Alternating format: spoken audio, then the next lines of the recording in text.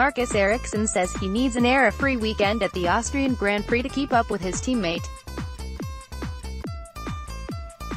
While Ericsson took the team's first points of the season in Bahrain, all their subsequent scores have come from Charles Leclerc. Over the past 5 races, the team's rookie Formula One driver has taken 4 top 10 finishes and decisively out-qualified Ericsson each time. Advert, become a RaceFans supporter. That puts you on the back foot and you're always playing catch-up, he said. I was on the pace all the way through FP1, so that was a step forward. It felt I was on the same level of Charles in FP1 before the crash, whereas the last few weekends he's been a bit stronger. Ericsson said he had the car more to his liking in France and hopes to be on a par with Leclerc in Austria. I think the changes prior to the weekend with setup and system settings and stuff seemed to be in the right direction for me. I think we've learned some things there that we can bring to Spielberg. If we manage to have a clean weekend there without any crashes and other problems, it will be interesting to see if I can keep up with Charles, because he's obviously extremely strong at the moment and doing a really good job with the car we have.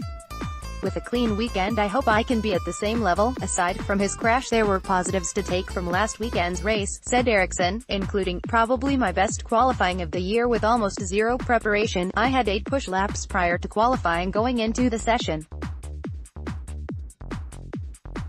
Put it in Q2 was really a good effort. In Q2 I was also 1/10 off Charles in the first run, and in the second run I did a mistake.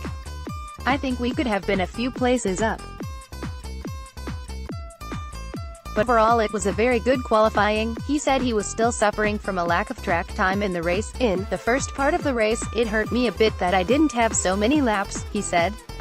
I was struggling a bit in the first stint, and I didn't really get the tires to work after the safety car.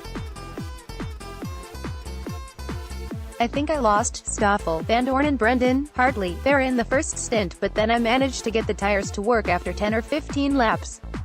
I stabilized the time, and when Fernando Alonso was behind he couldn't really catch me, doing the same pace as the guys ahead, and then we did a good job around the pit stop. I pushed really hard to undercut Brendan and we managed to do that successfully.